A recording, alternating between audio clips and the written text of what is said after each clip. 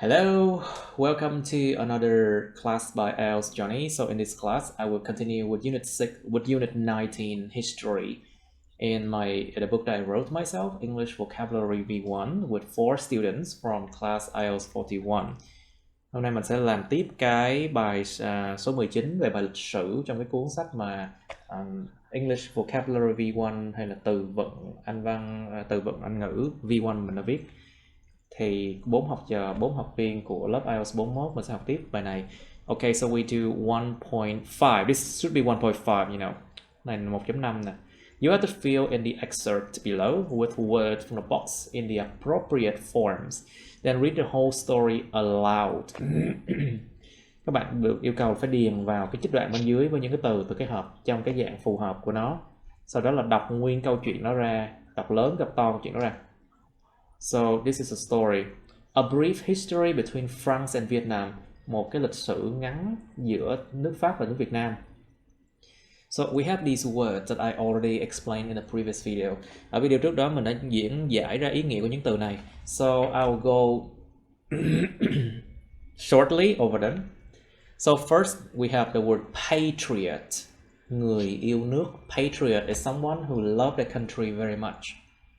Defeat, đánh bại hoặc là bại trận. Colonialism, chủ nghĩa thuộc địa, thực dân. Colonialism. Enemy, kẻ thù nè. Vessel, tàu thuyền gì đó. Manpower, sức người. Administrator, những âm hai.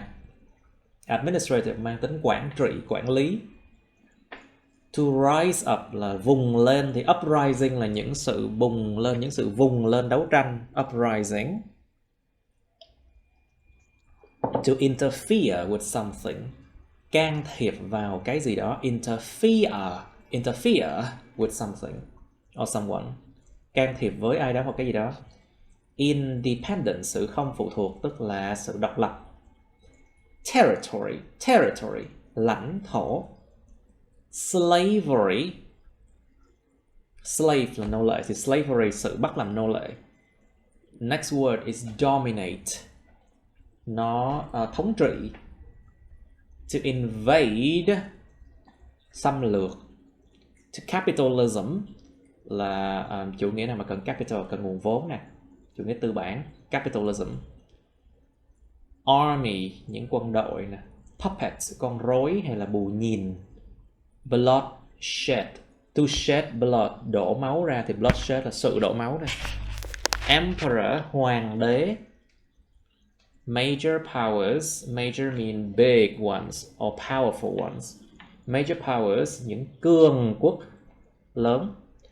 Colonial powers, những cái đế quốc, từ nó liên quan đến chủ nghĩa thực dân đế quốc. So I'll give you, I think this one is a bit difficult, very difficult indeed. So it's, I think I should give you the answer already to save time. Mình nghĩ là mấy cái này là thực sự nó rất là khó, cho nên là mình nghĩ là có thể nên cho các bạn câu trả lời trước đi, xong rồi mình đọc, xong rồi mình mới diễn giải. I think I should give you the answer first and then we read it and then I'll explain the answers. I'll explain it. So first thing first, let's go to the end, the answer at the end of the book. Unit 19, right? Yes. 19 should be, no, 6, this is 16, 17, 18.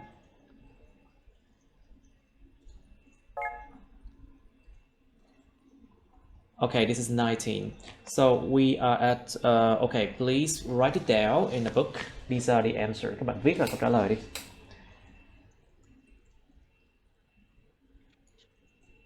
So number one is territory. Số 1 là những cái lãnh thổ, territories.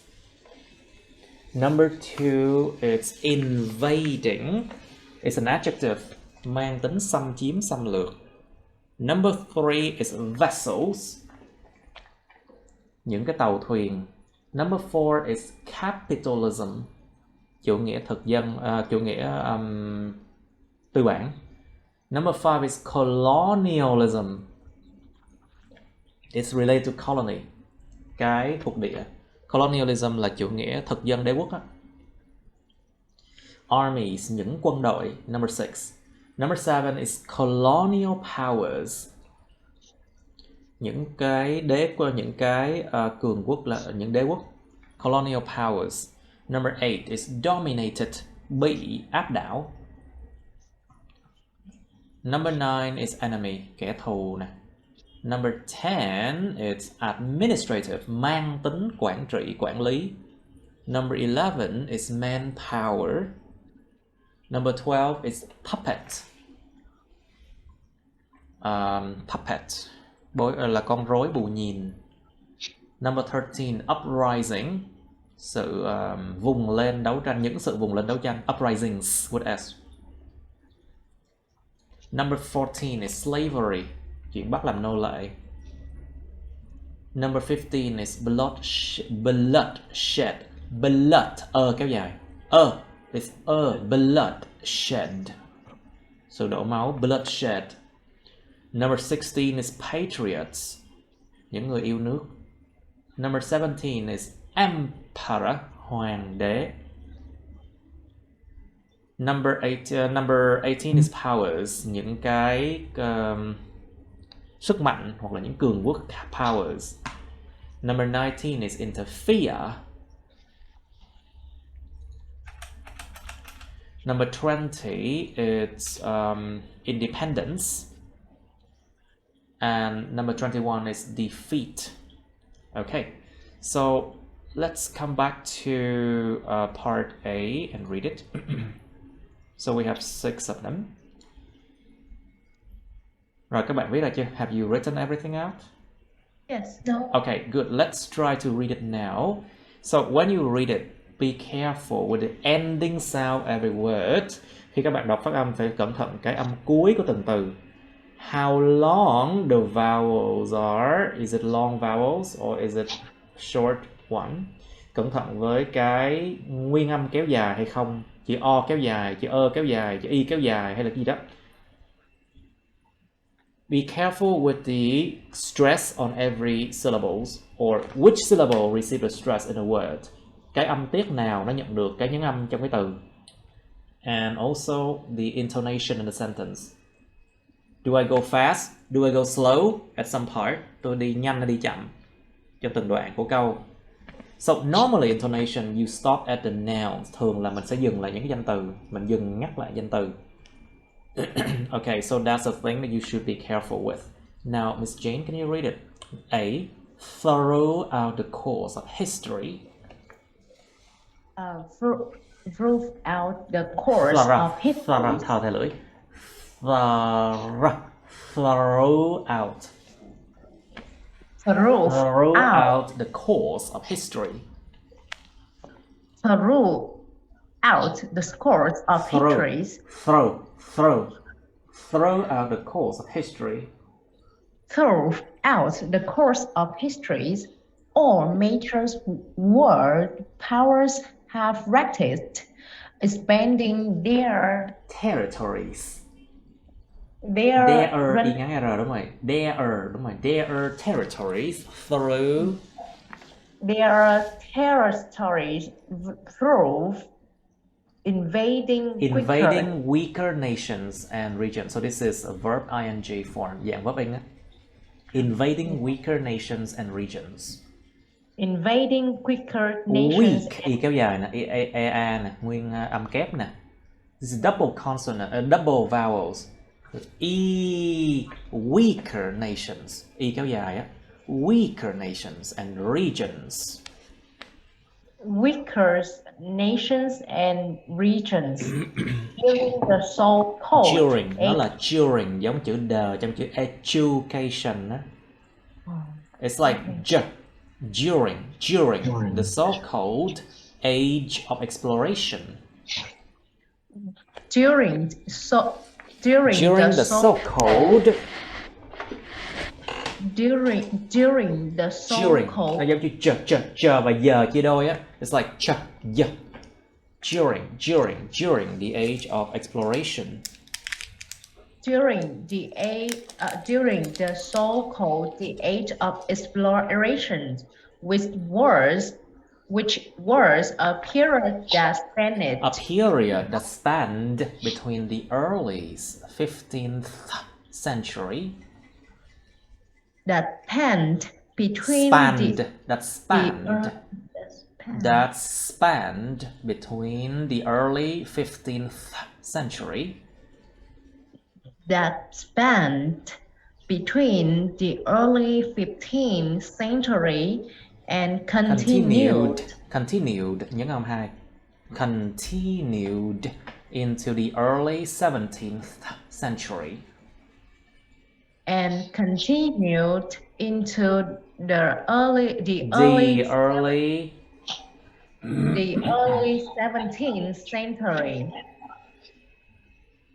with better technology in shipbuilding. With better technology in shipbuilding. European vessels có S luôn. European vessels were able to travel around the world. European vessels were able to travel around the world. Giống con chó kêu á. World. Like a dog, yeah. Around the world to search for new trading routes and partners. Around the world to search for new trading routes. Routes như là U thôi. It's just routes. Trading routes and partners to feed rapidly developing something in Europe. Capitalism. To feed rapidly developing capitalism in Europe. A new trading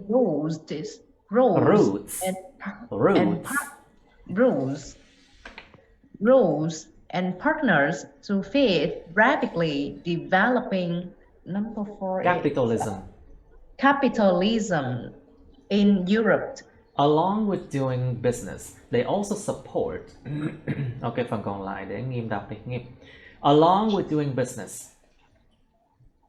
Along with doing business, they also support the spread of the colonialism. It's also colonialism. Second syllable. Colonialism. Colonialism.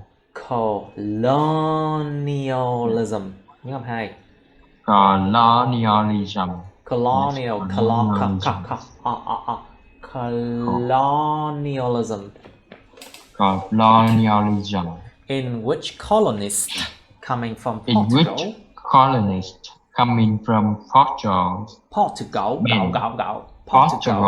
Spain, France. A kéo dài. France. Mở rộng ra. France. Great Britain. And the Netherlands. The Netherlands brought their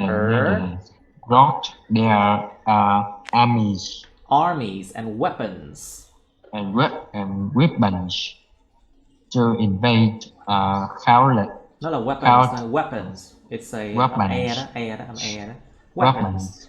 To invade countless nations around the globe. Around the globe to exploit them around the globe to exploit them of their resources. Around the globe to exploit them. To exploit them. To exploit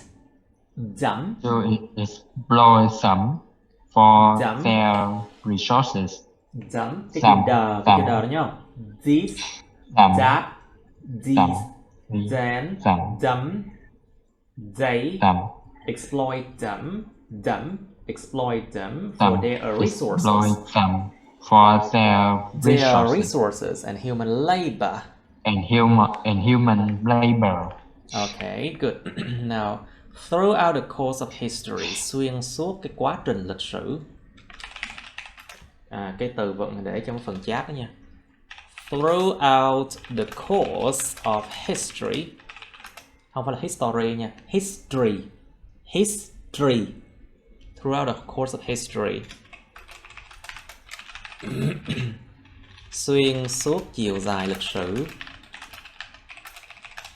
tất cả các major world power, tất cả những cái cường quốc trên thế giới, cường quốc lớn thế giới đã thực hành practice cái chuyện mở rộng, to expand, làm mở rộng, kéo dài ra, đã thực hiện cái chuyện mà kéo dài mở rộng cái territory, mở rộng kéo dài cái lãnh thổ của họ. To expand the territory, mở rộng lãnh thổ.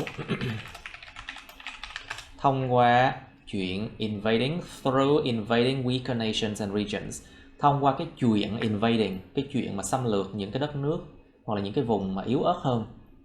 During phải during nha.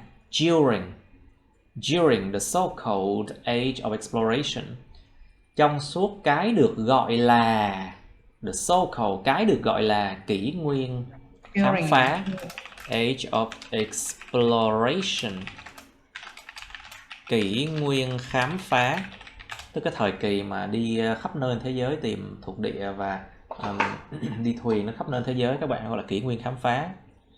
Mà đó là cái thời kỳ mà nó span, to span, kéo dài từ lúc nào đến lúc nào. To span means it spread from what time to what time.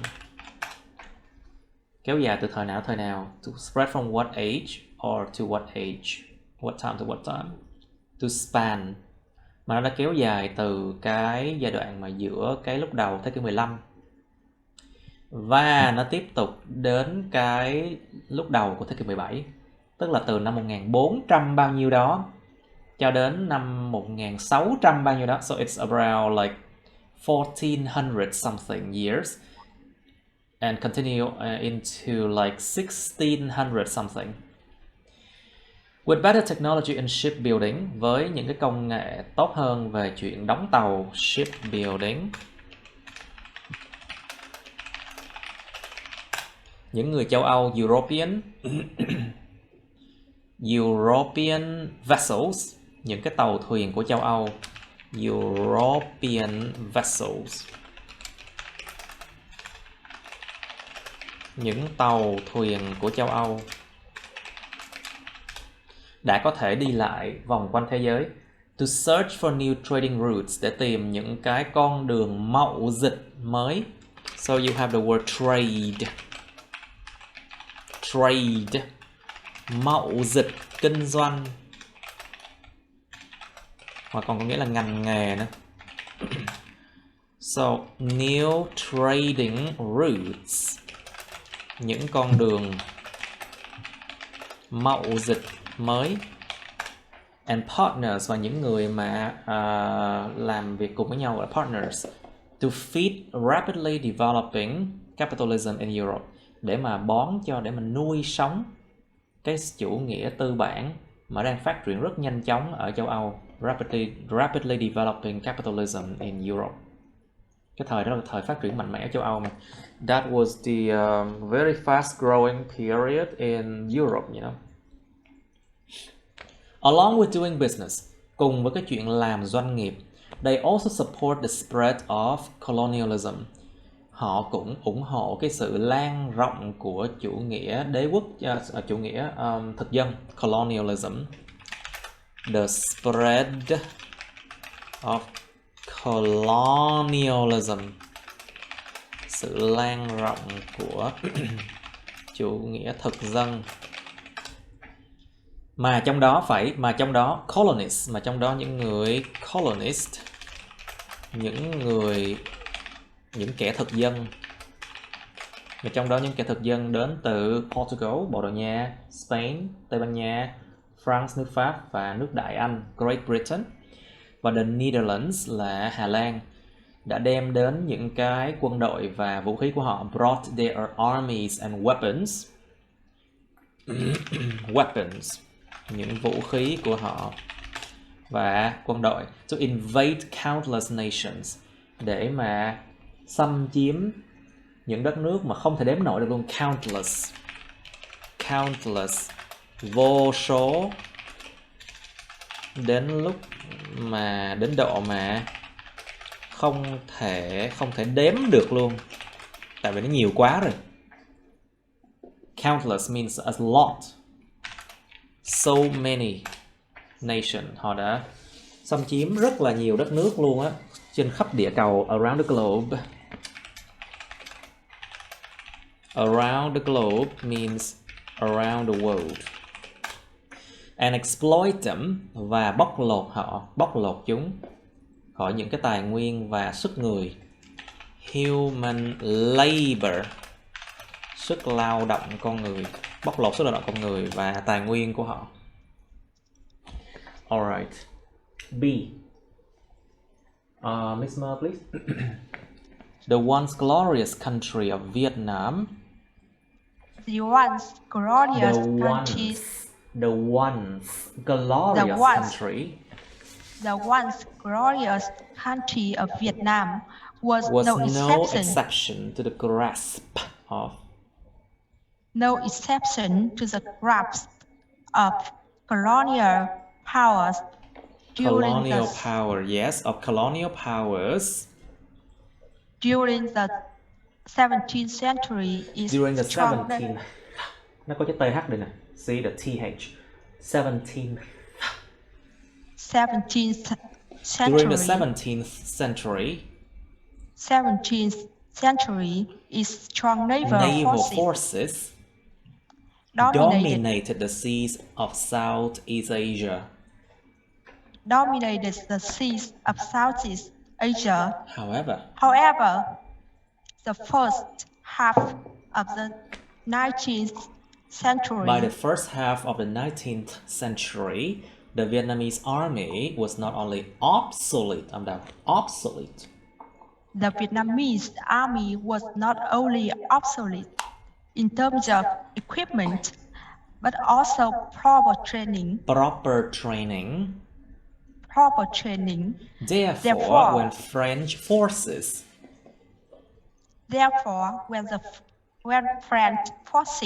invaded the country in 1858. 1858.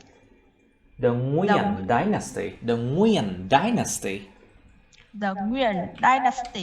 failed to defend the country against. The Nguyen dynasty failed to defend the country against this new enemy.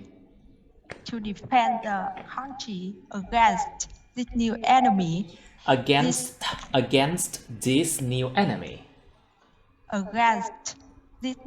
enemy. Okay. This marked the beginning of the âm id này nó có rung lên không? Nó không rung lên âm t. Marked. It's not vibrating, right? Marked. This marked. Nếu mà nó rung lên thì phải làm d. If it vibrate, it's a d sound. This marked the beginning of 8 decades. This marked the beginning of 8 decades of French colonization of Vietnam. The French colonization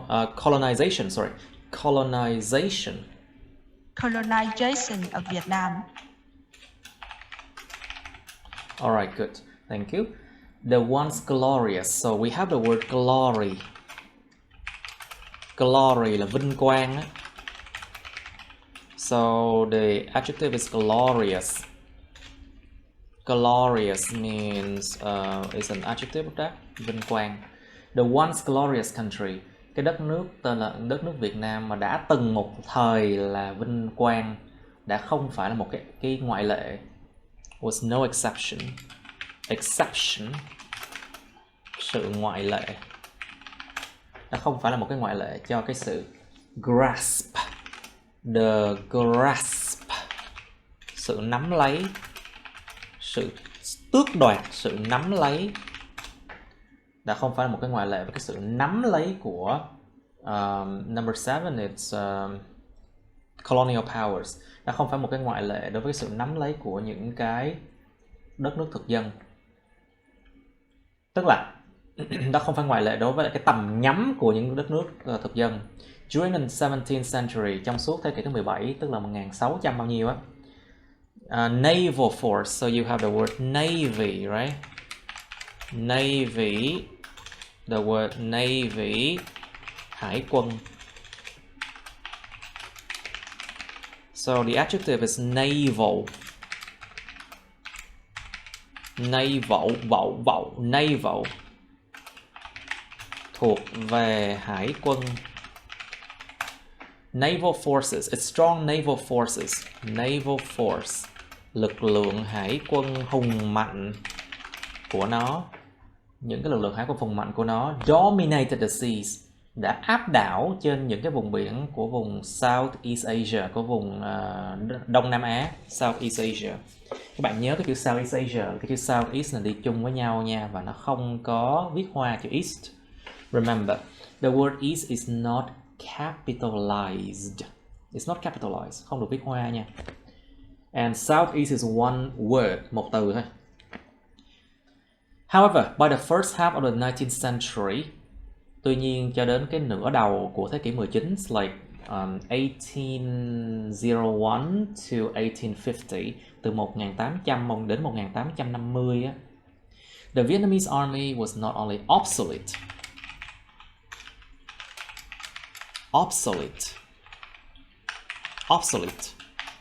Obsolete là lỗi thời. Quân đội Việt Nam lúc đó là không chỉ lỗi thời khi mà nhắc đến thiết bị equipment, mà cũng là cái sự huấn luyện phù hợp, đàng hoàng, proper training. Sự huấn luyện đúng, đàng hoàng cũng không có nữa. Therefore, when French forces invaded the country in 1858, khi mà những lực lượng của Pháp xâm chiếm đất nước này vào năm 1858, triều đình nhà Nguyễn, the Nguyen Dynasty, đã thất bại trong chuyện defend the country, đã thất bại trong chuyện phòng vệ đất nước hoặc là bảo vệ đất nước khỏi cái kẻ thù mới này, against this new enemy. To defend something against something, phòng vệ cái gì đó khỏi cái gì đó. To defend something against something. This marked the beginning, điều này đánh dấu cái sự khởi đầu của 8 thập kỷ, tức là 80 năm của cái sự mà gọi là chiếm làm thuộc địa của Pháp ở Việt Nam. 8 decades of French colonization in Vietnam.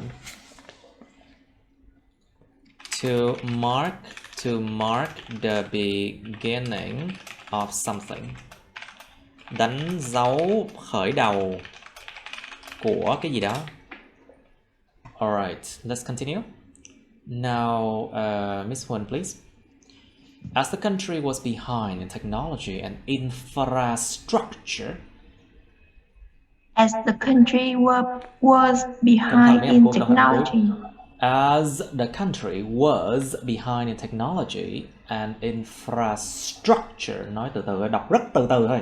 Just read very slowly but accurately. Nói từ từ nhưng phải chính xác. Please. As the country was behind in technology and infrastructure.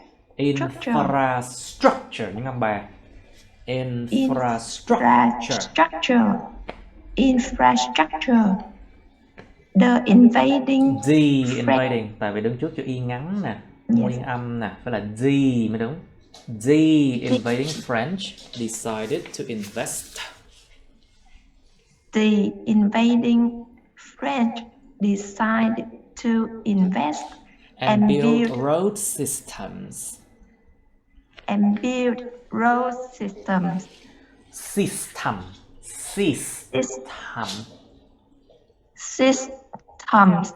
Build road system. ST cẩn thận, rất là cẩn thận cái ST không được đọc nhanh nha. You should not talk fast, speak fast with ST.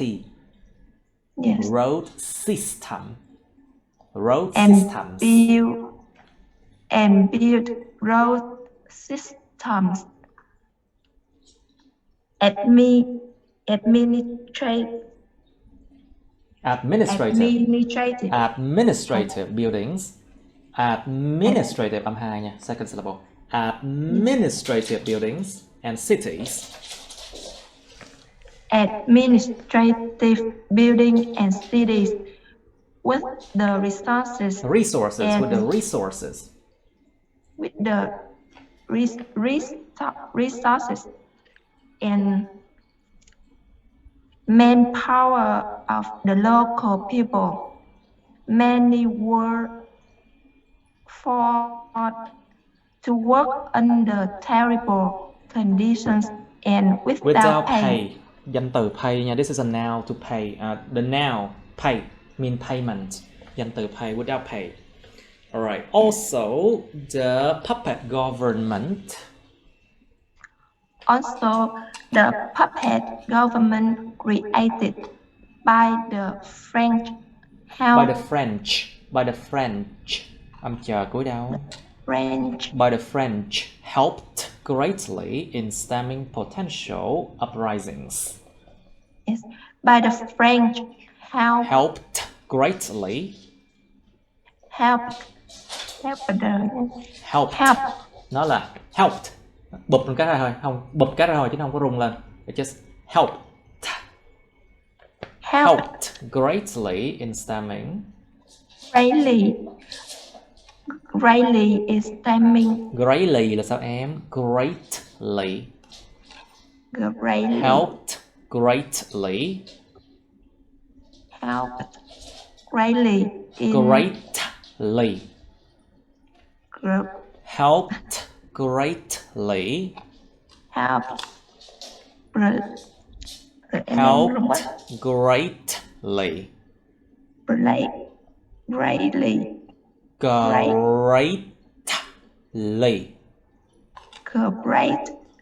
Helped greatly in stemming. Yes. Helped greatly in stemming potential of potential uprisings.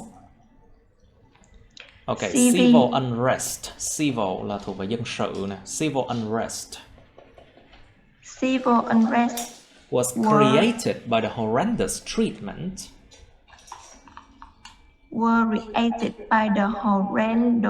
Horrendous treatment of the Vietnamese people. Horrendous treatment. Horrendous treatment of the Vietnamese people by the French. People nhé, không có people. People. By the Vietnamese people, by the French colonists. Of the Vietnamese people by the French colonists. As a result. As a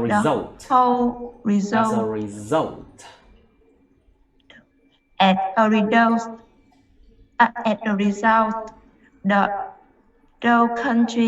the whole country, whole chữ H rất là lớn luôn á, mạnh. The whole country plunged into a dark age. The whole country plunged into a dark age of the dark age. Slavery. Age, cái chữ G này là âm DZ nè. Age. A dark age of. A dark age of The dark slavery, age of slavery and Slavery. bloodshed. Slavery Slavery. and bloodshed. slavery and bloodshed, Bloodshed. Blood. Máu. Blood là nha. Kéo dài. Bloodshed. bloodshed. As a country was behind technology and infrastructure. But khi mà, as here means when, but as also mean because. Có hai nghĩa của cái chữ as nha các bạn. As the country, khi mà đất nước này đã behind, đã đằng sau, đứng sau về công nghệ, behind in technology and infrastructure. Infrastructure là infra là dưới, structure là vật chất, cấu trúc. Infrastructure là cơ sở vật chất. Infrastructure is like facilities, yeah. All the facilities. Bởi vì khi đất nước này đã đến đằng sau về công nghệ và cái cơ sở vật chất. The invading French, những người Pháp mà đi xâm chiếm này, đã quyết định là invest, quyết định là đầu tư, and build a road system, quyết đầu tư và xây dựng những cái hệ thống đường xá. Administrative buildings, những tòa nhà mà administrative là những tòa nhà quản trị, quản lý, and cities và những thành phố, with the resources, với cái nguồn tài nguyên, and the manpower, 11's manpower, và cái sức người của những người dân lao động địa phương. Many were forced to work under terrible conditions. Many here,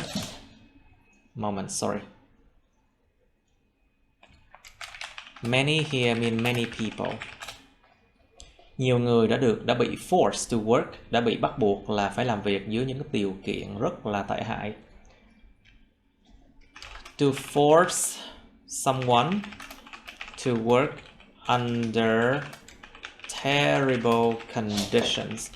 Bắt con người ta làm việc dưới những điều kiện rất là kinh khủng. Under terrible conditions and without pay, không được trả tiền lương luôn, or without pay.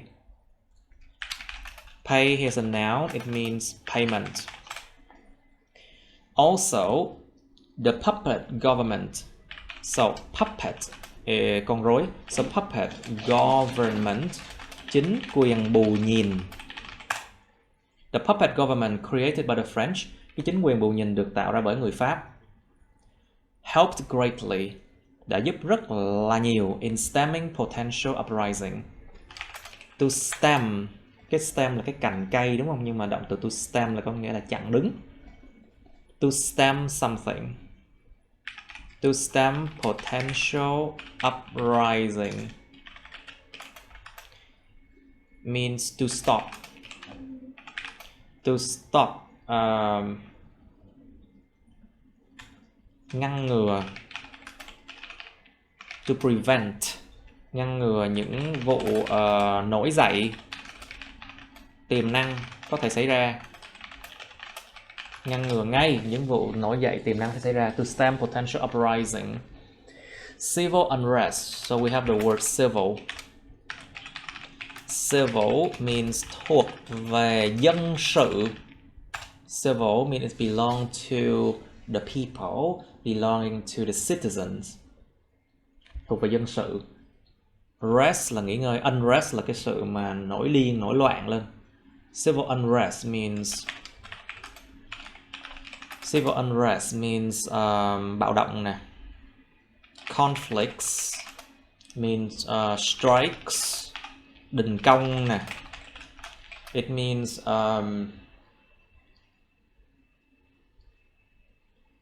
bloodshed or something, đổ máu nè. Tất cả những cái điều đó nó gọi là civil unrest, cái sự mà không yên ổn của dân chúng. Civil unrest đã được tạo ra bởi cái sự mà horrendous treatment. Horrendous mean the same as terrible, cùng nghĩa thôi. By the horrendous treatment of the Vietnamese people. Cái sự mà dân chúng nổi loạn lên đã bị gây ra bởi cái sự mà đối xử rất là kinh khủng của người Việt bởi những cái kẻ thực dân Pháp. The French colonists.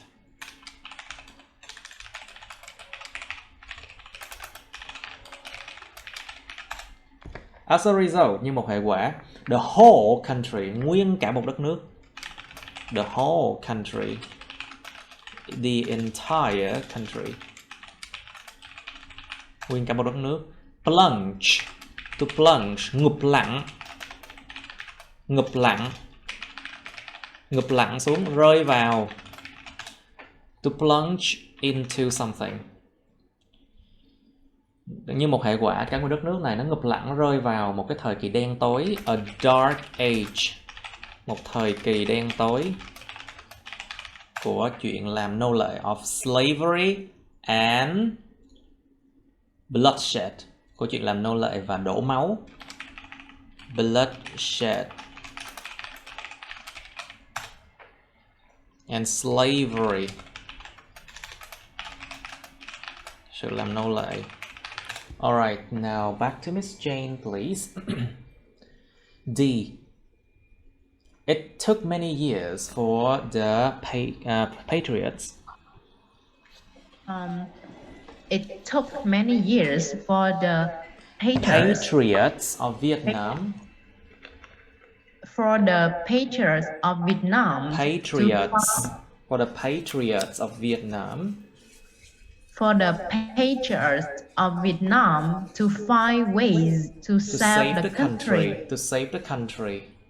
To save the country by the beginning of the beginning of the 20th century. By the beginning of the 20th century. 20th. Tại vì 20th nó nghe nó kỳ lắm, cho người ta thêm một cái âm nữa, đó là 20th. 20th. It sounds weird. So people say 20th. 20th. 20th. By the beginning of the 20th century, Japan, những âm hai nha. By the beginning of the 20th century, 20th. Japan. 20th. 20th century. Japan, a neighboring country.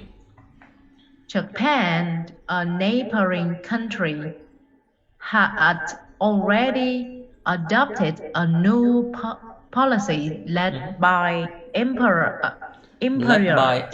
Meiji. Minh Trị á. Meiji. By Led Emperor by Meiji. Emperor Meiji To develop the nation. To develop the nation by learning from major European năm 2. By learning from major European powers. European power, especially Britain. Especially Britain. Consequently, ngâm đầu. Consequently. Consequently,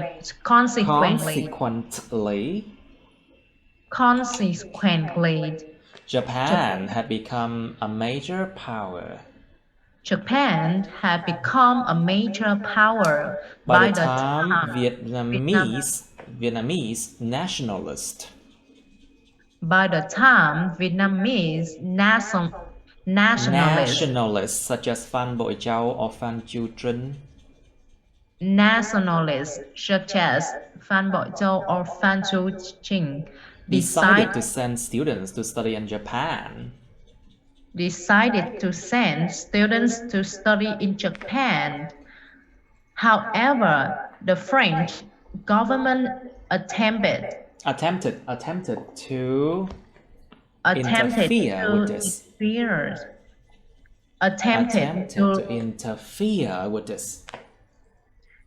interfere with this.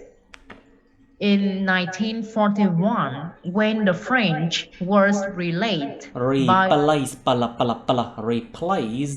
the invading Japanese forces.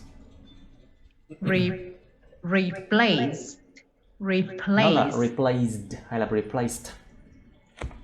Để ngón tay này có rung lên không? Replaced or replaced. Replaced. Place. Nó bụp cái xong cho nên là âm T. Placed. Yeah, replaced. When the French was replaced by the invading Japanese forces. Was replaced by the invading Japanese forces. The Vietnam battlefront was formed and received training by the Allied.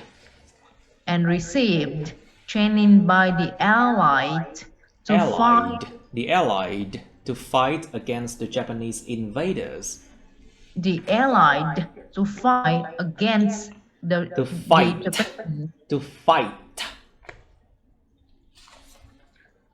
to fight against the Japanese invaders. They managed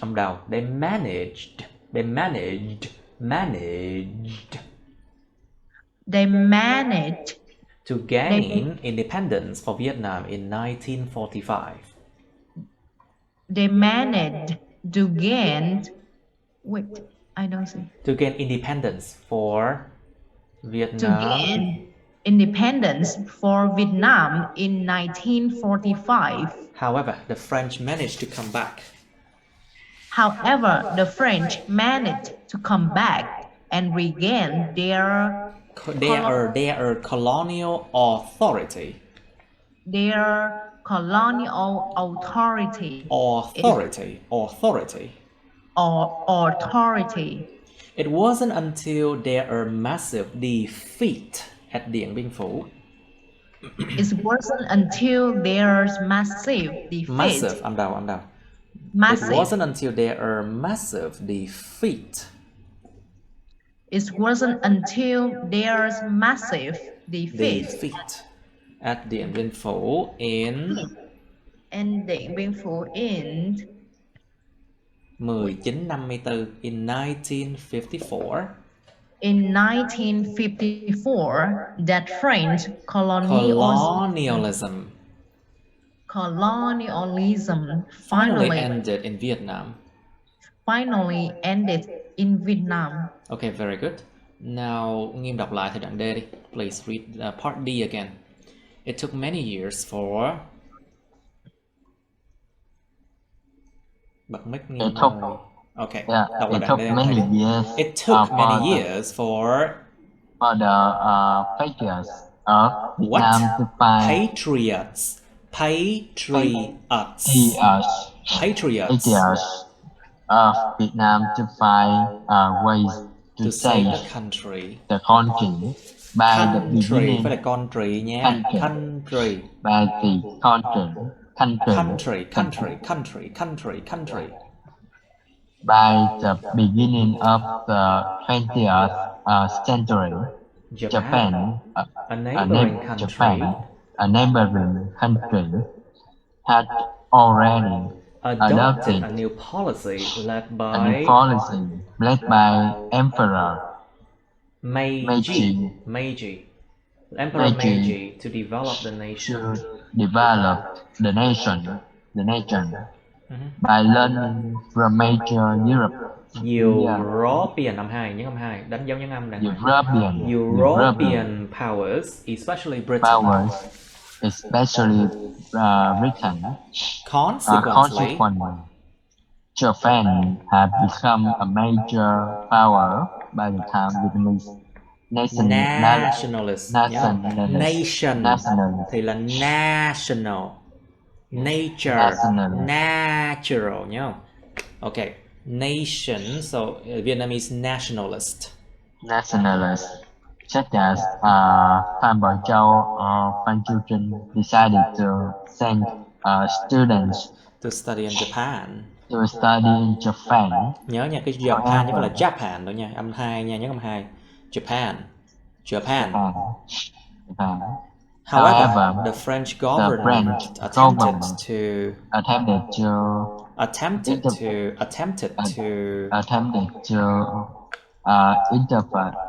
Interfere. Nhớ không? Cái chữ RE cuối á thì đọc là âm nhẹ. Interfere with this. Interfere with this. In 1941, in 1941, when the French was replaced by the invading Japanese force. Japanese những âm ba. Japanese Japanese forces. The Vietnam Battlefront was trận quốc formed gia Việt Minh á. and Was formed and received training by the Allies to fight against to fight GHT fight against the against the Japanese invaders. They managed to gain independence for Vietnam in 1945. However, the French managed to come back and regain their colonial authority. It wasn't until their massive defeat at Điện Biên Phủ in 19... It wasn't until... Okay, đọc lại từ đó này. However, the French managed to... Again. However, the French managed to... Nó không có rõ ràng. It's not clear. The French managed to come back and regain their colonial authority.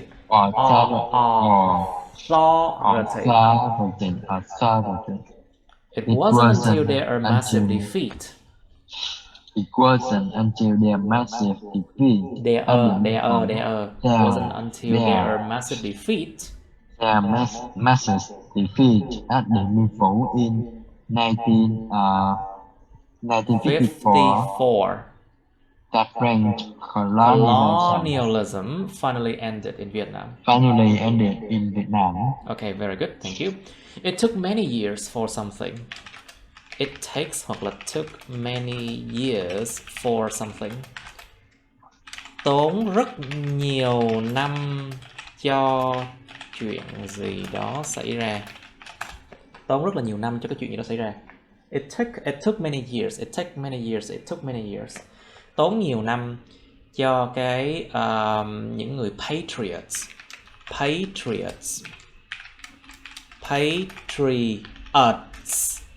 patriots, những người yêu nước.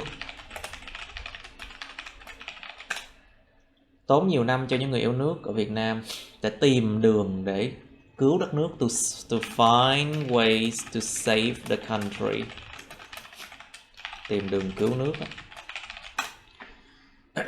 By the beginning of the 20th century, ở cái lúc mà đầu của thế kỷ 20, tức là năm 1900 lẻ mấy á, nước Nhật Bản, Japan, a neighboring country, một đất nước mà kế cạnh, đất nước mà hàng xóm á. A neighboring country, một đất nước kế cạnh hàng xóm. Had already adopted, đã đưa vào một cái chính sách mới. To adopt a policy, đưa vào một chính sách mới. To adopt a new policy, đưa vào một chính sách mới. Dẫn đầu bởi ông Hoàng Minh Trị á, ông Hoàng đế Minh Trị á, led by Emperor Meiji, to develop the nation, để phát triển đất nước. To develop the nation by learning from major European powers, bằng việc học hỏi từ những cường quốc châu Âu lớn, đặc biệt là nước Anh, especially Britain. Nó không thèm học từ mấy nước nhỏ nhỏ hơn đâu. So they did not want to learn from smaller European countries like Portugal or Belgium or something like that. You know, they did not. Không muốn học từ mấy nước nhỏ hơn đâu, mà nó muốn học từ nước Anh cơ. Especially they want to learn from Britain. Consequently, hậu quả là, hoặc là kết quả là, trong trường hợp này là một điều mà tích cực, cho nên kết quả là here is a positive thing, so it's as a result. Kết quả là Japan has become a major power. Kết quả là Nhật Bản đã trở thành một cái cường quốc. A major power, một cường quốc. Ở cái thời điểm mà những nhà dân tộc, những người theo chủ nghĩa dân tộc, nationalism,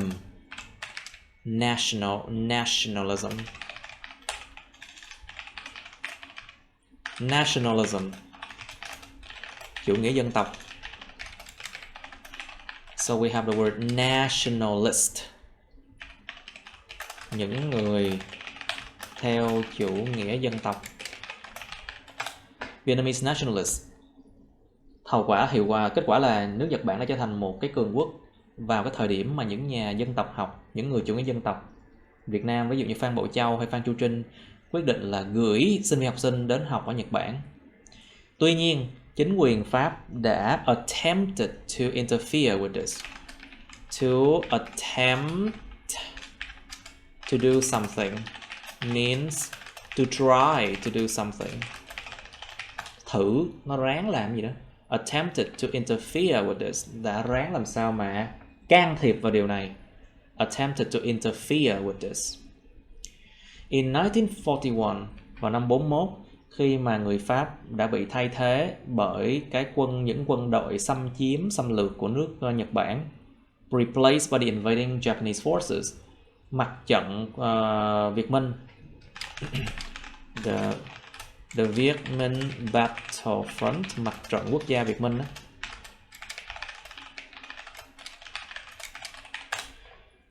đã được tạo thành, was formed, và đã nhận được sự huấn luyện bởi the Allied. The Allied, nó là quân đồng minh. Quân đồng minh trong Thế chiến thứ hai các bạn. The Allied in World War II. So the Allied include a lot of countries, mainly England, America, France, and other countries like that. We also have the Axis, phe trục và phe đồng minh đó. So the Axis include 3 countries: Germany, Italy, Japan.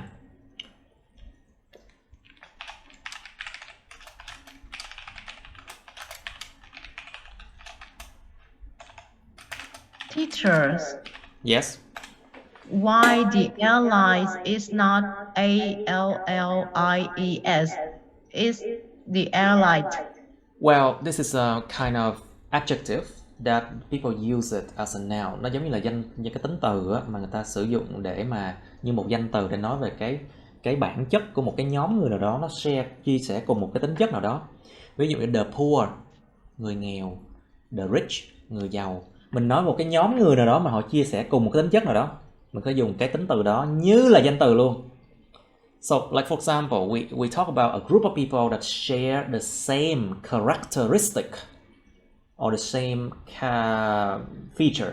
For example, the poor, the rich, the lazy, the hardworking, những người chăm làm, những người lười biếng, những người giàu, người nghèo, something like that. So the allied, những người đã liên minh với nhau rồi. So it comes from the word to ally yourself with someone else. To ally yourself with just someone else. Đi cùng phe với ai đó. Thì ally bắt tay, đi cùng phe với ai đó. To ally yourself with someone else. So you become the allied. Các bạn trở thành những người đã đồng minh với nhau rồi. So you become someone who work together already, allied. Thank Mặt you. trận Việt Minh, sorry, did I answer your question? Yes, thank you. Okay, good.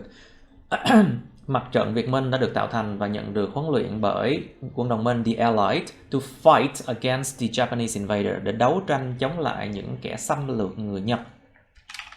To fight against someone, đấu tranh chống lại ai đó. They managed to gain, họ đã có thể cố gắng mà có được cái sự độc lập. They managed to gain independence. To gain independence for Vietnam. Giành được thì đúng hơn, không phải là lấy được mà giành được. Giành được độc lập cho Việt Nam vào năm 1945. Tuy nhiên, the French, người Pháp, managed to come back, đã có thể cố gắng quay lại. And regain their, lấy lại được, regain. To regain their colonial authority. Authority.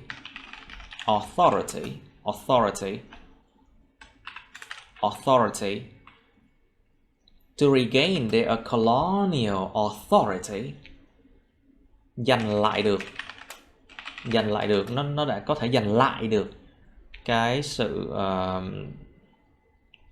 thẩm quyền thuộc địa của nó.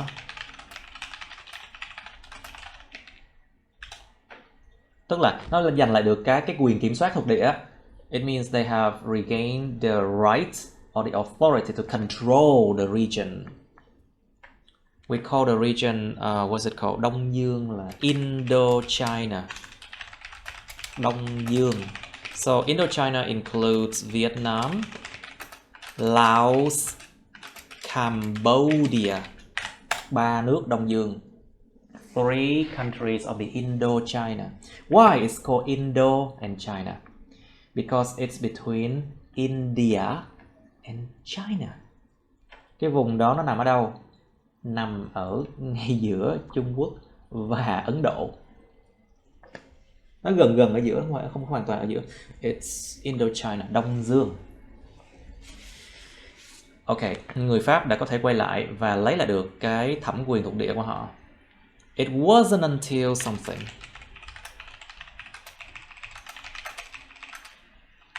Mãi cho đến, it wasn't until. Mãi cho đến cái sự bại trận lớn của họ. Massive defeat. Sự bại trận lớn của họ ở Điện Biên Phủ vào năm 1954. That French colonialism, rằng cái chủ nghĩa thực dân Pháp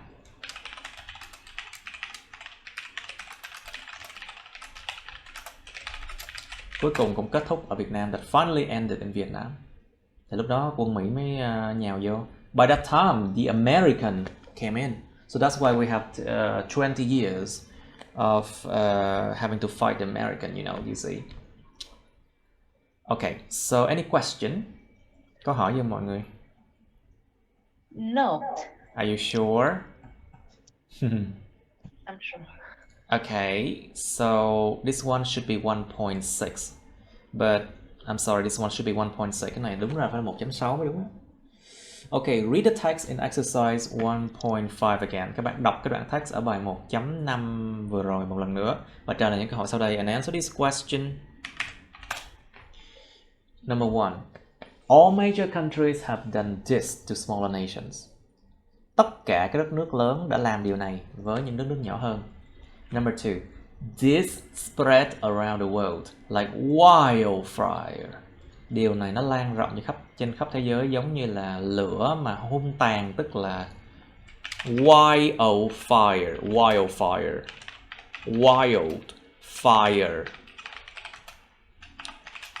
Lửa cháy rừng á. It's like forest fire. Wildfire. Y ngắn L đọc là I-L. Wild. Y ngắn R. I-R. Ire. Fire. Wildfire. This spread around the world like wildfire. From the early 15th century until our modern times. Cái điều này nó lan rộng khắp thế giới như là lửa cháy rừng vậy. Từ cái khúc đầu tiên thế kỷ 15 cho đến thời hiện đại của chúng ta. Number 3.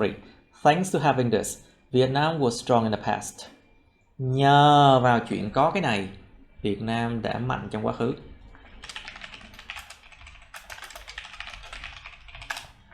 Number 4. When an army enters a country by force, Khi một quân đội đi vào một đất nước bằng lực lượng, bằng cách mà ép buộc, nó được gọi là gì? What is it called? To enter a country by force. Đi vào một đất nước bằng cách by force. Force là lực lượng á, bằng lực lượng quân đội. Đi vào một đất nước, lực lượng quân đội của nó. Đi vào một đất nước bằng lực lượng quân đội của nó. Enter a country by force. Nó gọi là gì? Xâm lược. It's called something. Number 5. These were places in which French and Vietnamese officials worked in Vietnam in the past. Những cái này đã là những cái nơi mà trong đó official, you know the word office, văn phòng. So officials is a noun here that means công chức nhà nước, công chức. So official also has another meaning, chính thức. Thì công chức, công chứng, chính thức. These were places in which French and Vietnamese officials worked in Vietnam in the past. Những cái này đã là những nơi mà những công chức người Pháp và Việt Nam đã làm việc ở Việt Nam trong quá khứ. Number 6. The people of Vietnam rebelled. To rebel against someone. Danh từ nó là động từ rebel. Nổi dậy, nổi loạn, chống lại ai đó. Mà danh từ sẽ là rebel. The noun form is rebel, kẻ nổi loạn. And the adjective is rebellious. Rebellious. Mang tính nổi loạn. Okay, the people of Vietnam rebelled against the French-led government. Những người ở Việt Nam đã nổi loạn chống lại cái chính quyền mà được dẫn dắt bởi người Pháp. Bởi vì cái gì? Because of what? Number 7. Without adopting this, nếu mà không có đưa vào thực hiện điều này, Japan could not have become a major power, thì Nhật Bản có lẽ đã không thể trở thành một cường quốc rồi. What is this? Không adopt cái gì? What did they adopt? Number 8. It was much easier for the French colonists to control an illiterate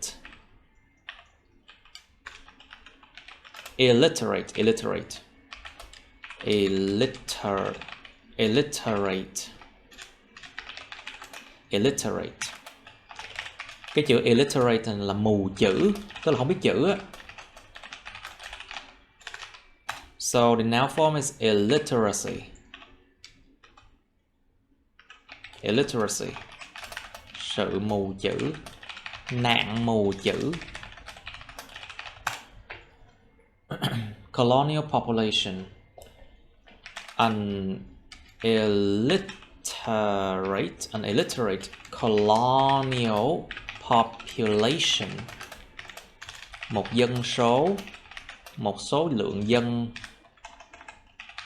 số lượng dân thuộc địa mù chữ. It was much easier for the French colonists to control an illiterate colonial population, so they interfered with the plan to send Vietnamese students to Japan to study. True, false, or no information. Nó đã là dễ dàng hơn rất nhiều cho những kẻ thực dân Pháp để kiểm soát một cái quần thể dân số mà thuộc địa mà là mù chữ. Thì đúng rồi, kiểm soát người dân thuộc địa mù chữ dễ dàng hơn nhiều, ngu dân mà. If they are stupid, if they don't know how to read, it's easier to control them. Cho nên là họ mới can thiệp vào cái kế hoạch để gửi những sinh viên Việt Nam đến Nhật Bản để học. True, false, no information. Các bạn xem đúng, sai hay không có thông tin chuyện này. Number 9. During phải during nha. During.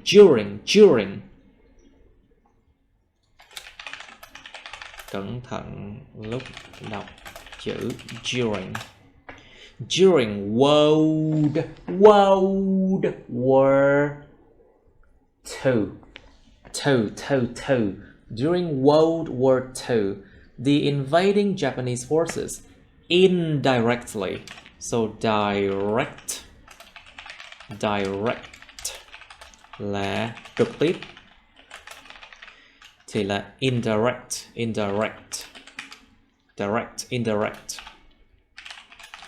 là gián tiếp. The invading Japanese forces indirectly caused the death by starvation.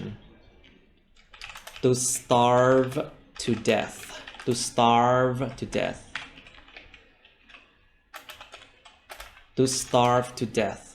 Chết đói, chết vì đói. Thì starvation, sự đói kém. During World War II, the invading Japanese forces indirectly caused the death by starvation of 2 million North Vietnamese. Trong suốt Thế chiến thứ hai, những quân đội Nhật Bản mà xâm chiếm đã gián tiếp gây ra cái chết bằng chuyện gây ra nạn đói kém của 2 triệu người Bắc Việt Nam. Nó nạn đói 45 á. Remember? The death by starvation in 1945 in Vietnam. Always remember that. Nó một sự kiện quan trọng nha. It's an important event. To fight this brutality, so you have the word brutal. Brutal là sự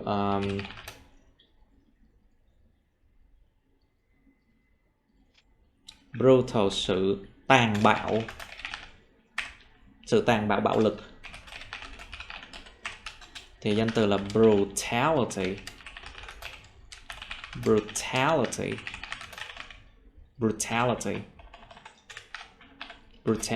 Sự tàn bạo. To fight this brutality, để đấu tranh chống lại cái sự tàn bạo này. To fight this brutality and to help Vietnam regain independence, và giúp Việt Nam lấy lại được sự độc lập. The Allied trained Vietnamese soldiers, thì bên đồng minh mới huấn luyện người Việt Nam. Các bạn cẩn thận cái logic của từng chữ nha. Be careful with the logic of every word here. It can change your answer. Từng chữ thay đổi chút xíu thôi nó ra cái nghĩa khác.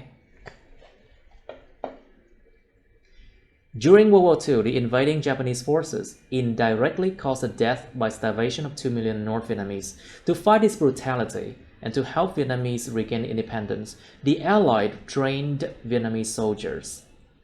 Trong suốt Thế chiến thứ hai, những quân đội xâm chiếm của Nhật Bản đã gián tiếp gây ra cái chết bằng nạn đói của 2 triệu người Bắc Việt Nam để đấu tranh chống lại cái sự tàn bạo này và để giúp Việt Nam có lại được độc lập. Quân đồng minh mới huấn luyện những người lính Việt Nam. Xem có đúng hay không? Is there anything wrong in here? True, false, no information. Number 10. When the Japanese were defeated, khi người Nhật Bản đã bị defeated, bị đánh bại, France was ready to give up the region of Indochina, including Laos, Cambodia and Vietnam. Khi người Nhật đã bị đánh bại, người Pháp hoặc nước Pháp đã sẵn sàng để bỏ đi. To give something up, or to give up something. Bỏ đi cái gì đó.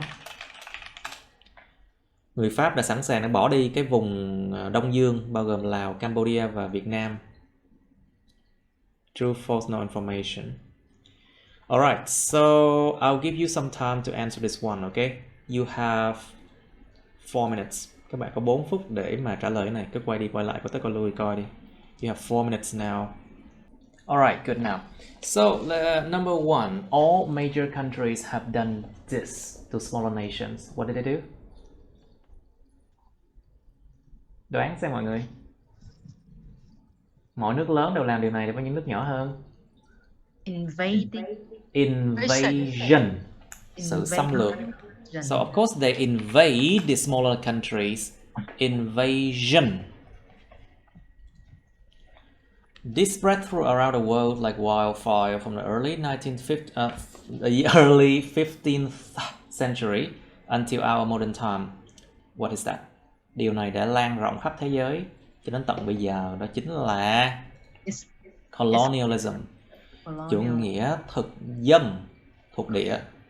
You still know that a lot of countries in Africa are still colony to European powers, right?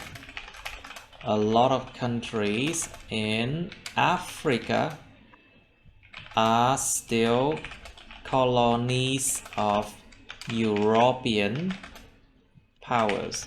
Rất nhiều đất nước ở châu Phi bây giờ nó vẫn là thuộc địa của những cái cường quốc châu Âu mà. So this is still colonialism. Exactly, it's still colonialism. Nó vẫn là chủ nghĩa thuộc địa thôi. Nhưng mà một cái kiểu mới thôi. It's only like a new form of colonialism right now. Sorry. So, say. Cho em hỏi là cái đáp án đó thì nó nằm ở chỗ nào trong bài đọc đó thầy? Đáp án nó nằm ở phần sau sách á. Like the answer is at the Không, end of the book. em hỏi là cái khi trong cái bài. So where can you find this? Okay. Right. Where is this?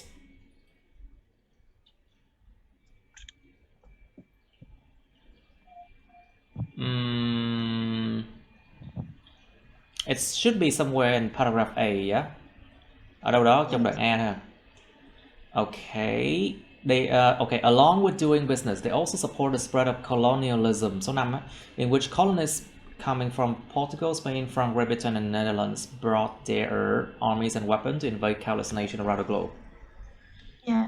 Okay, đó là cái đoạn đó, nó đem chủ nghĩa thực dân đến. Okay, they bring colonialism. Yes. Yeah.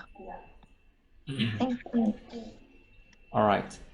It spread, of course. Nó có lan rộng mà. Of course, they say it spread because those people they bring colonialism, right? So it spread. Những người vậy đó, người ta đem chủ nghĩa thực dân đến những chỗ khác, tức là nó lan rộng khắp thế giới. Yeah. Number 3. Thanks to having this, nhờ chuyện có cái này, Vietnam was strong in the past. Việt Nam đã mạnh trong quá khứ nhờ có cái này. What is that? Strong naval forces. Naval forces hoặc là strong naval forces, lực lượng hải quân mạnh. You know where it is, right? Bạn biết nằm ở đâu, right? Well, it's here. During the 17th century, its strong naval forces dominated the seas of South Asia. Nó áp đảo, tức là nó mạnh lắm và nó bảo vệ được. If it dominates the seas, it means the naval forces are very strong and it helped the country to be strong in the past. Nó sẽ giúp một đất nước để trở nên mạnh mẽ trong quá khứ. Number 4. When an army enters a country by force, it's called. Khi một cái quân đội đi vào đất nước bằng cách dùng lực lượng của nó gọi là xâm lược. It's still the same word, invasion. Really careful with the spelling, okay? Sorry, with the pronunciation. Pronunciation. Invasion. Invasion. Âm DZ nha các bạn. Gen. Invasion.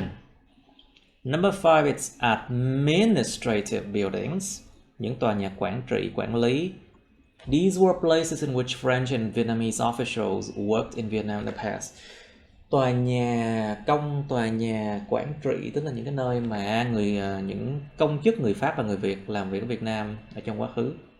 Mọi người để ý tại sao hãy đặt chữ French đằng trước chữ Vietnamese? You know why I put French before the Vietnamese in here? No. It's not because I think the French are stronger than Vietnamese. No, it's not. Không phải là bởi vì thầy nghĩ người Pháp mạnh hơn người Việt đâu. No. Nó là quy tắc alphabet thôi. Quy tắc về bảng chữ cái. Chữ F nó phải đi trước chữ V đúng không? Yeah, just because of alphabetic rules. It's because of alphabetic rules. F before V. So that's why I put French before Vietnamese. Just like that. Chứ không phải là do bởi vì kỳ thị cái gì cả. It's not because of racism or something like that, you know. Number 6. The people of Vietnam rebelled against the French-led government because of. người ở Việt Nam đã đấu tranh chống lại chính quyền mà được dẫn dắt bởi người Pháp bởi vì điều gì? The answer is horrendous treatment. Sự đối xử tàn tệ. Look at this one. There you go. Civil unrest was created by the horrendous treatment of the Vietnamese people by the French colonists. Nè, sự mà dân chúng nổi sôi lên, nổi điên lên, sôi sùng sục lên đã được gây ra bởi cái sự đối xử tàn tệ đối với người Việt bởi những người thực dân Pháp. This is where it is. The answer is here.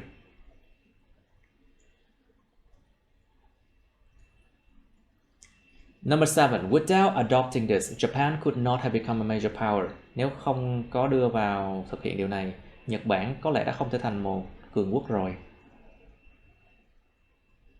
Here. Cái số 18, 19 đó. Is here. Or somewhere here. The answer is a new policy. Or new policy. Đó là một chính sách mới rồi. Không có đưa vào một chính sách mới thì coi như là tiêu rồi. It's a new policy or new policy. Câu số 8. It was much easier for the French colonists to control an illiterate colonial population. So they interfered with the plan to send Vietnamese students to Japan to study. Đã rất là dễ dàng hơn cho người Pháp để kiểm soát một cái dân số mà ngu dân mù chữ. Cho nên họ đã can thiệp vào cái chính sách để gửi người Việt, sinh viên Việt đến Nhật Bản để học. True, false, no information. Oh. No information. Well, number 8, it's true. Nó là đúng nha. So you see this one. There. Look at this one. Phan Bộ Châu, Phan Chu Trinh decided to send students to study Japan. However, the French government attempted to interfere with this. So it's a safe bet to assume that this is true. Nó sẽ an toàn khi mà mình assume, giả định một cái điều là điều này đúng. Of course this is true. You know it's true. Đương nhiên các bạn biết là nó đúng rồi. You know it's true. Okay, number 9. During World War II, the invading Japanese forces indirectly caused the death by starvation of 2 million North Vietnamese. This is a fact. Đây là một cái sự thật hiển nhiên, không có bàn cãi gì hết chuyện này luôn á. To fight this brutality and to help Vietnam regain independence, the Allied trained Vietnamese soldiers. Để giúp đấu tranh chống lại sự tàn bạo này và để giúp Việt Nam giành lại độc lập, quân đồng minh đã huấn luyện những chiến sĩ Việt Nam. Có giúp Việt Nam giành độc lập lại không? Does the Ally help Vietnam regain independence? No. You see here. Where is that? There. In 1941, when the French was replaced by invading Japanese forces, the Viet Minh battlefront was formed and received training by the Allies to fight against the Japanese invader. Họ nhận được huấn luyện bởi dân quân đồng minh để đấu tranh chống lại những kẻ xâm lược người Nhật mà thôi. Only to fight the Japanese. But it's not to help Vietnam regain independence, right? So there's no information about this part. So number 9 is no information. Nhớ nha mọi người, cẩn thận từng cái chỗ nhỏ trong cái ý nghĩa của nó có thể ảnh hưởng đến cái nghĩa của cả đoạn. Careful with every little piece of information here. It can affect your answer. Number 10. When the Japanese were defeated, France was ready to give up the region of Indochina. Khi người Nhật bị đánh bại, nước Pháp đã sẵn sàng để bỏ cuộc, bỏ Đông Dương luôn. No information. Well, no information. Why is no information? They say that the French managed to come back and regain their colonial authority, right? But it doesn't say that they are ready to give up the region of Indochina after the Japanese were defeated. Nó nói là người Pháp quay lại để giành lại cái quyền mà kiểm soát cái khu địa đó, nhưng mà không có nghĩa là nước Pháp đã sẵn sàng để bỏ rơi cái vùng đó đâu. Mà nó cũng không có rõ ràng là liệu họ có không chịu bỏ đi hay gì cả. It's not clear whether they are ready to give up or they do not want to give up, right? If Yes. it's not clear, choose no information. Nó không rõ ràng như vậy thì mới chọn no information. You understand it, no, class?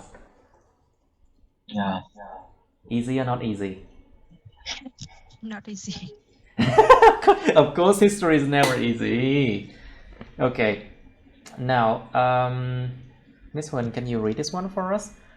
When learning history, the terms BC which refers to the time before Jesus Christ. When learning history. No, history. Yes. When When learning learning history, history. the term BC, which The refers terms, kéo dài. The terms BC, which refers to the terms BC, which refers to the time before Jesus. Jesus Christ. Jesus Thiên, Christ. Jesus Christ. Thiên Chúa. Jesus Christ was born in AD, which refers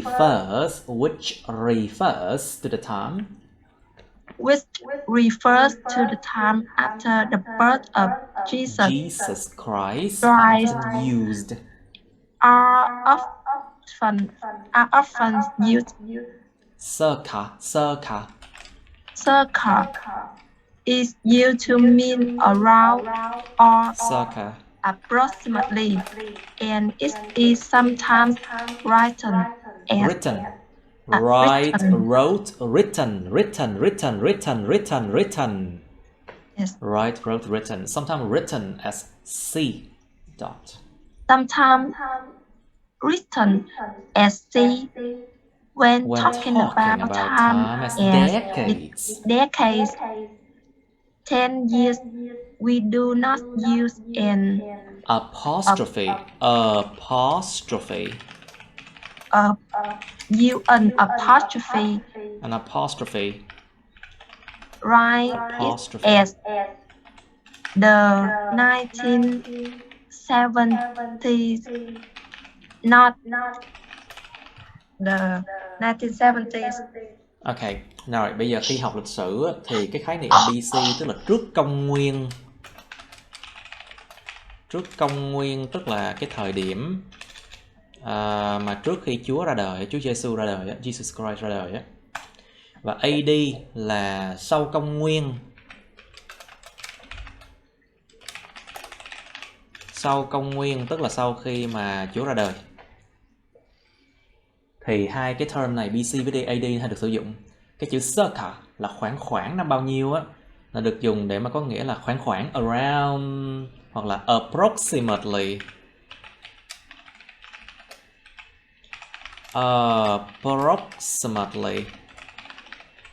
Xấp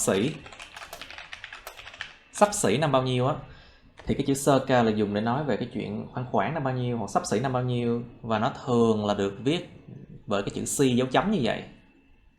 Khi mà nói về thời gian như là những thập kỷ đi, tức là khoảng mấy cái 10 năm á, chúng ta không có sử dụng một cái dấu phẩy sở hữu apostrophe. Mình sẽ nói là những năm 1970 S như này, chứ không có dấu phẩy S như thế này nha. Cái này dấu này gọi là dấu sở hữu, dấu phẩy S này nó gọi là apostrophe S. Còn cái chữ S phẩy nó gọi là S apostrophe. Apostrophe S or S apostrophe. So, the 1970s include 1970, 1971, 1972, all the way to 1979. 1970, những năm 70 tức là từ năm 70, 71, 72, 73, 74, 75, 76, 77, 78, 79. Now, Miss Mer, please. Age.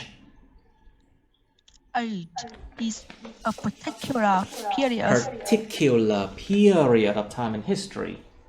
Period of time in history. The History. The digital age. The digital age. The age of The age of exploration and exploration. The Victorian age. The Victorian age era Is a period of time that people remember for particular events. The arrival of smartphones. The arrival of smartphones marked the end of an era for street photographers. Photographer. Âm 2 nha, âm 2. Photographers. Photographer.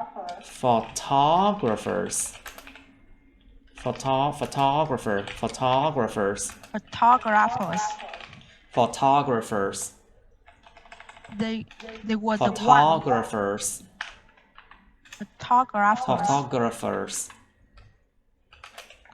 Photographers. Nhiếp ảnh gia, tức là thợ chụp ảnh hoặc nhiếp ảnh gia. Street photographers. They were the ones who took pictures for passerby.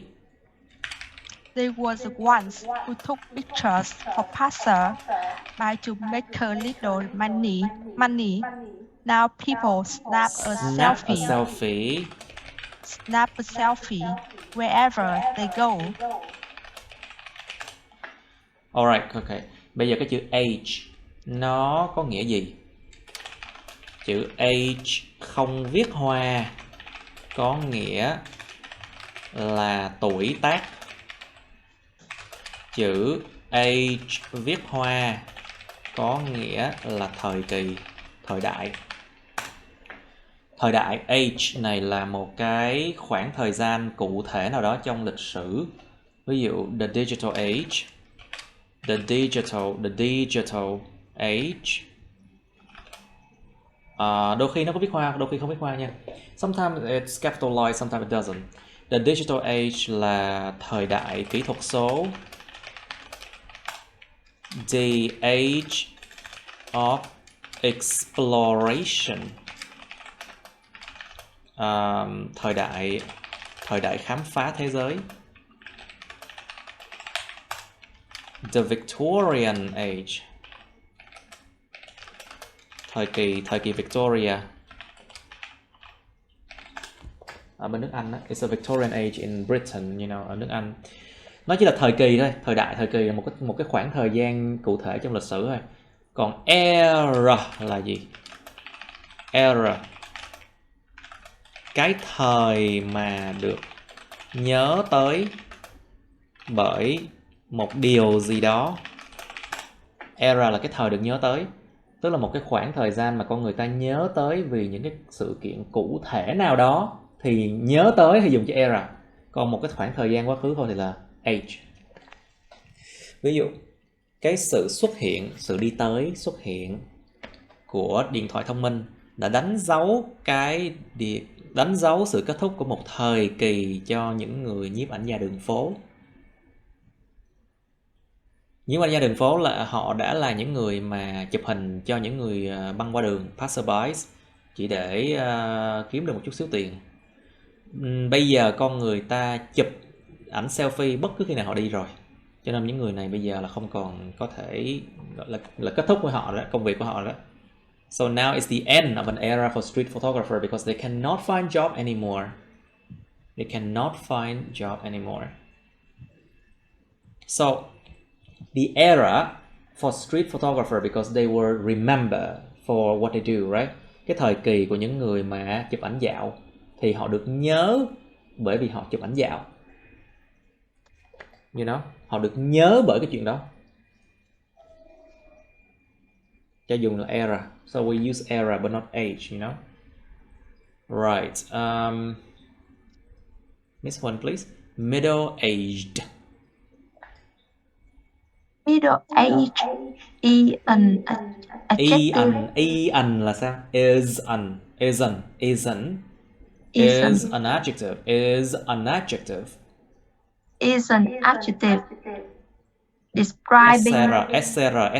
describing describing people in their middle years. People.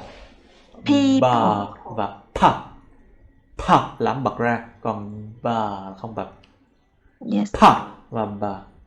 Describing people in their middle years of life. Describing people in their middle years of life. Many middle-aged people can still be found. People can still be found looking for love in dating apps. On dating apps. On dating apps. Nói chung là cái nào mà trên mạng, trên app, trên YouTube, trên truyền thông có gồm on hết. Còn cái nào được in ra, sách báo, tạp chí chuyên ngành, tờ rơi là in hết. Yes. Còn này là on dating apps. Okay. The Middle Ages. The Middle Ages is a period of European history. Period of European history from 1000. Bây giờ không có đọc là 1000 nữa, đọc là 1000 đi cho nó hiện đại. Yes. Đúng thời. From 1000 to 1500 AD, hoặc là 1500 cũng được. 1500 AD. Yes.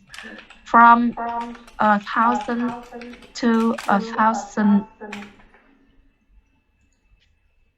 Đọc là 1500 để cho nó lẹ. 1500 AD. 1500 AD. 1500. 1500 AD. 1500 AD.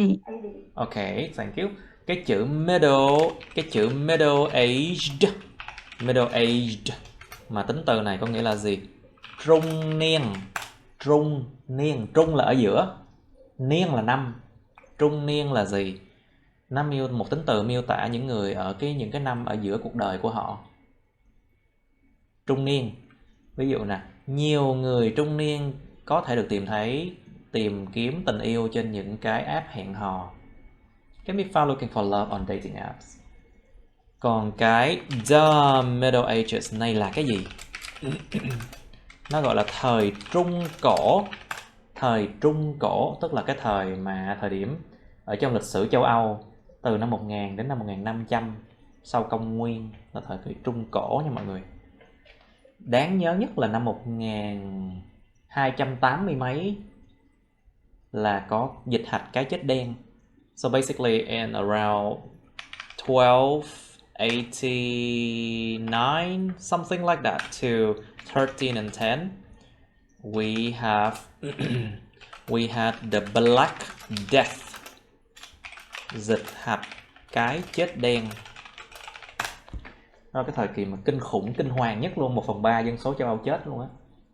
In that age, basically a third of the European population died. 1/3 dân số là nhiều lắm á. A third of the European population died at that time. Alright.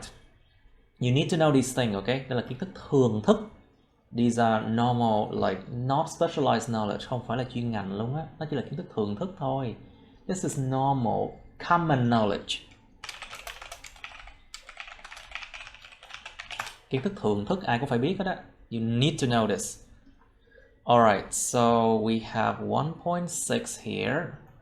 A lot. And we also have 1.7 and 1.8 as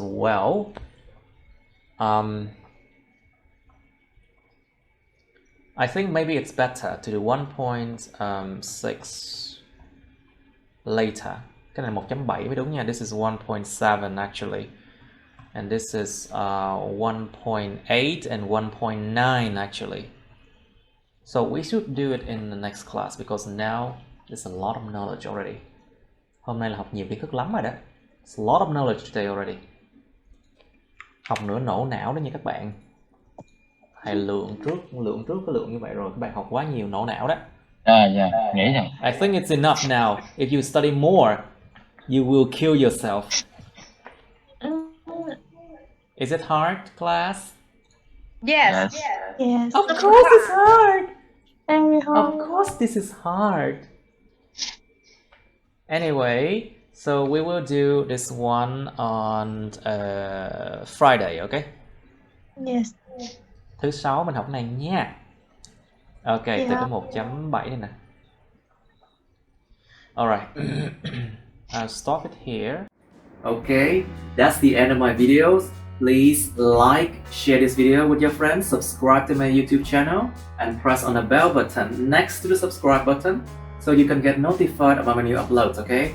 You can also press follow my Facebook, but please don't add me on Facebook as friends, okay? Cảm ơn các bạn đã theo dõi nha. Các bạn hãy nhấn vào like, chia sẻ video này bạn bè các bạn. Nhấn vào nút đăng ký kênh YouTube mình và nút cái chuông kế bên cạnh để đăng ký kênh đó, để mà các bạn sẽ được thông báo về những video mới nha. Các bạn cũng có thể nhấn vào nút theo dõi Facebook mình, nhưng nhớ đừng kết bạn Facebook mình nha. Thank you and see you. Bye.